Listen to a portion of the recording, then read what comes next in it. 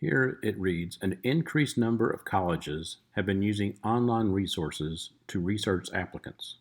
According to a study from last year, 37% of admissions officers indicated that they visited an applying student's social networking page. A random sample of 100 admissions officers was randomly selected, and it was found that 41 of them visit the social networking sites of students applying to their college.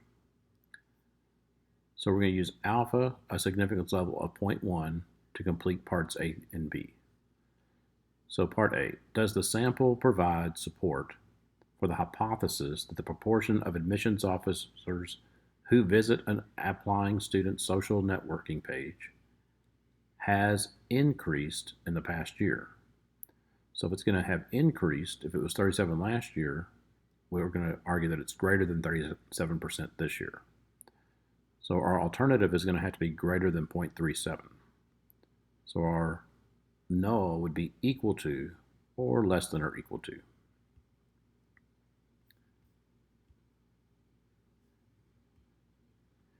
So we have a significance level, alpha, of 0.1, and we have a one-sided test arguing greater than. So in this case, what z value would I need in order to reject and actually claim that the proportion has increased from last year? So here I'm going to choose my calculator, press stat and calculators, go to normal distribution. Since we're doing a one proportion z test, my z statistic is the standard normal random variable with mean 0, standard deviation 1. I need the upper tail probability to be 0.1. So I'm going to argue greater than something is equal to 0.1 and compute. And so I find here that the value rounded to 2 decimal places needs to be 1.28. And anything beyond 1.28 will have an area equal to this red, 0.1 or less. So in this case, 1.28 is our critical value.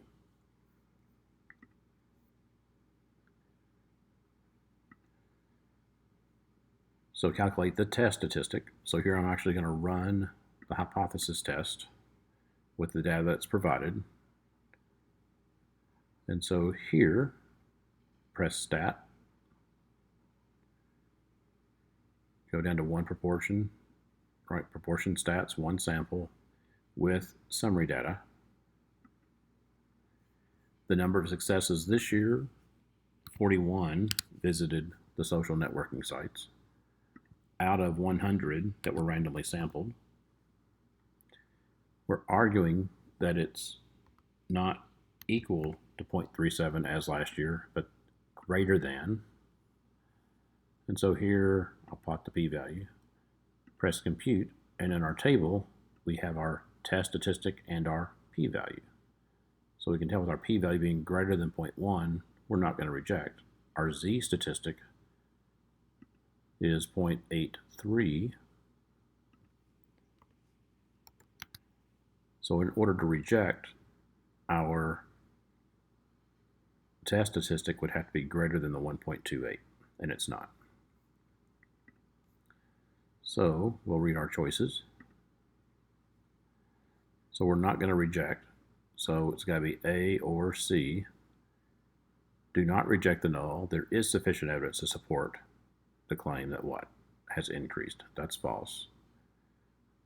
Do not reject the null. There is not sufficient evidence to support that the percentage has increased in the past year. And like I say, we would determine this by the p-value, and the p-value shows up as 0.204 rounded to 3 decimal places.